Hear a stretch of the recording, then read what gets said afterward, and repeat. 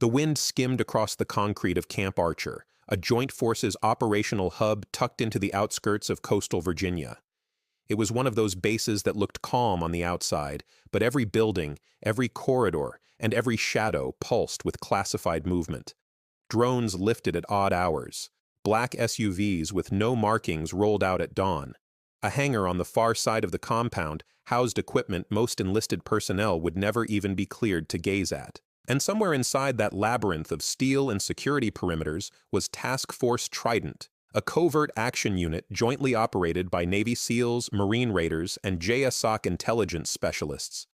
But the real story begins far away from the tactical rooms, in a place far less official. A bar. A quiet one. The kind you find on the edge of a military town, where people go to escape rank, paperwork, and the stress pounding behind their temples. The sign flickered, Harbor House Tavern. Dim lights, old wood furniture, a jukebox that still played songs from before half the patrons were born. And on this particular Friday night, a small crowd of Marines and contractors were already loud at the corner table, because one of their teammates had just made staff sergeant and insisted on celebrating like they were kings. That was where the trouble started, or rather, where they thought they were kings. They didn't know the real royalty had just walked in. She slipped into the tavern without drawing attention. No uniform, no insignia, no watch with a seal crest, just a simple gray hoodie, cargo jeans, and a face that looked tired from too many 18-hour days.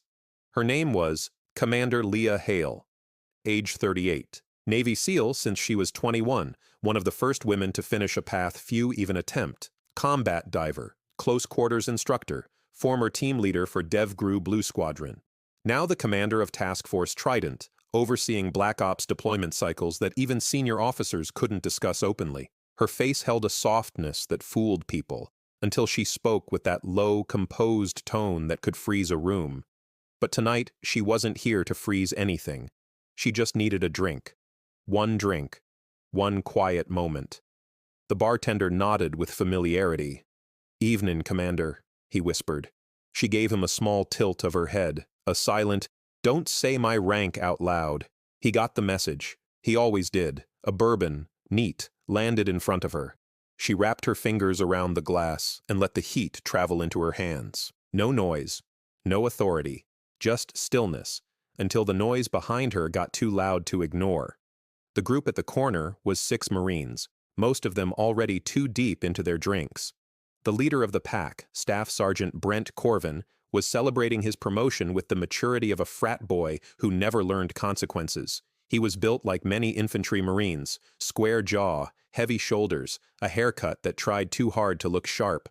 His voice carried across the tavern. "New rank means new rules," he yelled. "Rule number 1, Corvin calls the shots tonight." The group cheered. Leah kept her eyes on her drink. She had broken up bar fights before. She didn't need another. She had enough battles on the job. Political ones, not physical. The kind of battles that drain you in ways gunfire never could. But trouble doesn't ask for permission, it just shows up. "Look at that," Corvin said suddenly.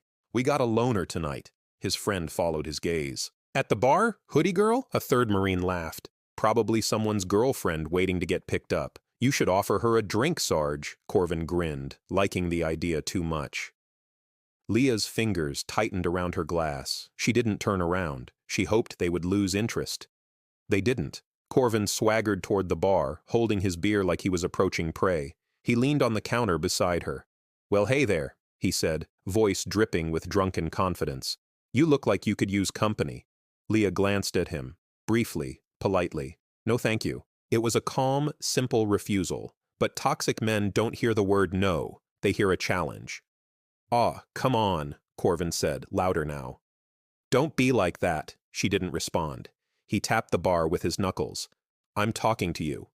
She finally turned her head, eyes steady, and "I've already answered." Corvin's smile vanished. His ego flared. He wasn't used to being dismissed. "Who the hell do you think you are?" Leah didn't flinch. "Someone who wants to finish her drink." The bar fell quiet. The Marines at the table leaned forward, sensing drama. Corvin's pride snarled. "Oh, I get it," he said. "You think you're better than us? A tough girl, huh?" He raised his beer, and before the bartender could stop him, He tilted the bottle and spilled beer across her arm, her jeans, and the bar counter. "Drink it, BTish." The tavern froze. Not because of the words, but because of Leah Hale's silence.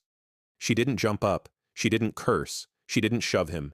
She just slowly, very slowly, set her glass down. And that was when the bartender whispered, "Oh, hell," because he knew the truth. She wasn't just a SEAL. She was the commander of the task force these Marines unit directly supported on multiple operations, and Staff Sergeant Brent Corvin had just dumped beer onto his own commanding authority.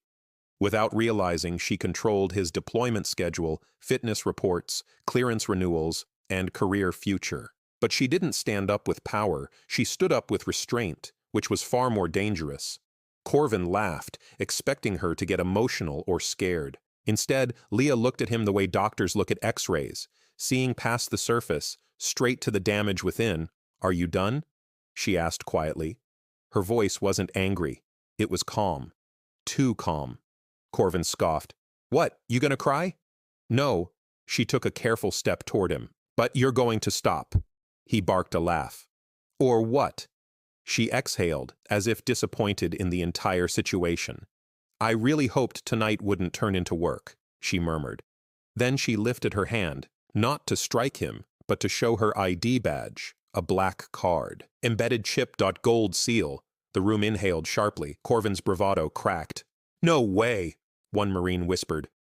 Holy shit, that's Trident clearance. That's command level." And then they saw it. "Hale, LM, Commander, Joint Task Force Trident."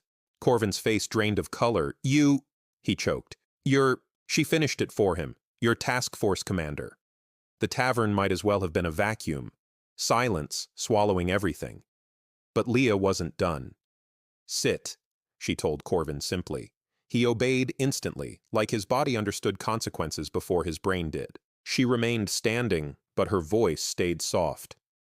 "Before any of you panic," she said, addressing the table, "I'm off duty. This is not a disciplinary hearing. This is not a formal reprimand. I'm not here as your commander." She paused. "But what happened tonight is exactly what destroys the military from the inside. No yelling, no threat, just truth. You know what I see?" she continued. 6 Marines who confuse rank with power, but not with responsibility." Her eyes swept across all of them. "I see men who will be sent into combat with people who depend on your discipline, your character, your restraint." She pointed at the wet beer spreading across the bar. "And tonight, you showed me none of that." Corvin swallowed, fear twisting his gut. I thought—" "You didn't think," she corrected gently. "You reacted. You acted on impulse, ego, and alcohol. The Marines couldn't breathe." Leah rested her hands on the back of a chair. "You don't know me," she said. "And that's fine. You don't need to. But you should know your job well enough to understand that every person you meet could be someone deserving of your respect." Then, finally, her tone hardened, "And no one is permitted to degrade another service member. Not in my task force, not under my command." Corvin's breathing grew shallow. "I'm sorry, ma'am," he whispered. She nodded. "I know." She motioned toward the back exit. "Walk with me." Corvin followed her out, legs shaking. The night air pierced through him like cold steel. Leah stood under the dim alley light, hands in her pockets. "What you did wasn't just rude," she said. "It was dangerous." He nodded miserably. "I know." "No, you don't." She stepped closer.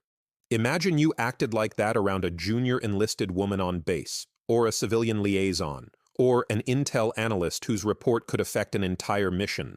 Corvin swallowed. "That kind of behavior kills trust. And without trust, we lose lives." Her voice cracked slightly, just enough to reveal she'd seen that truth firsthand. "I have lost people because someone didn't take their responsibility seriously," she said. "Because someone thought they were invincible. Because someone abused their position." Corvin closed his eyes. "I messed up." She studied him. "Do you want to fix it?" "Yes," he said immediately. "Good." She took a breath. "I'm not ending your career, but I am giving you a choice." His eyes lifted. "You will report to my office Monday at 0500, not to be punished, but to be assigned leadership rehabilitation. You will shadow teams, sit through briefings, observe platoons, and personally lead a training module on respect and discipline. Corvin blinked. That's a lot. It's the minimum, she replied. I'm not interested in destroying you. I'm interested in rebuilding you. He nodded slowly. Thank you, ma'am. She tilted her head. Thank the bartender. He stopped me from breaking your wrist when you spilled that drink. Corvin's face drained of color again. You would have... Reflex, she said simply. But I'm glad restraint won. She walked past him toward the tavern door. Commander? He called softly. She turned. I'm really sorry. Her expression softened. Just barely.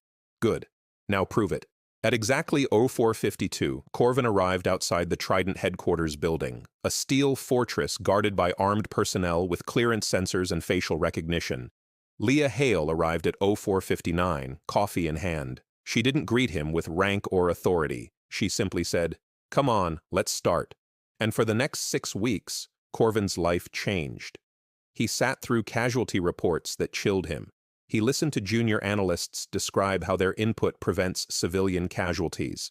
He ran drills with SEAL teams who moved with disciplined silence. He saw how one careless action could unravel an operation, and he saw Leah Hale in her real environment.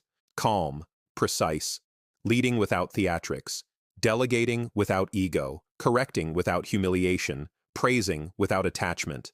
The harassment incident became a private lesson, but the transformation became public. Other Marines noticed Corvin's shift. He drank less. He listened more. He stopped mocking younger troops. He stopped treating rank like a trophy. One evening, after a brutal training cycle, Corvin caught Commander Hale in the hallway. "Ma'am," he said quietly, "I think I finally get it." She glanced up from the report she was reading. Get what? The difference between power and responsibility. She smiled, a small, rare smile. Then the lesson worked. He nodded. I'll make sure it sticks. I know you will. 2 months later, Corvin walked back into Harbor House Tavern, clean, sober, and composed. Not to celebrate recklessly, but to make peace. He walked to the bar. The bartender raised a brow. Back for trouble? No, Corvin said. Back for respect. He placed a sealed envelope on the counter. What's this? The bartender asked. For Commander Hale, Corvin said. I know she comes by. Just give it to her when she does. The bartender nodded. Inside the envelope was a short, handwritten note. Ma'am, thank you for not giving up on me when I made it easy to. You showed me what real leadership looks like. I will carry that forward every day for the people who depend on me. Staff Sergeant Brent Corvin. He didn't wait for praise. He didn't wait for forgiveness. He simply walked out quietly. And that night, when Leah stopped by the tavern after a long shift, the bartender handed her the note. She read it twice, folded it gently, placed it in her pocket, and ordered the same bourbon, neat. Not because she needed it, but because she believed, even after all the darkness she'd seen, that people could change. Respect is the foundation of every uniform, not strength, not rank, not power. Respect, because the military doesn't fall apart on the battlefield. It falls apart when its people stop honoring each other. Courage isn't just what you show in combat. It's what you show in the small moments, when no one is watching, when ego tempers humility, and when a leader chooses to rebuild rather than destroy. True strength is quiet. True authority is earned. And true character is revealed when you think no one important is watching, but someone is.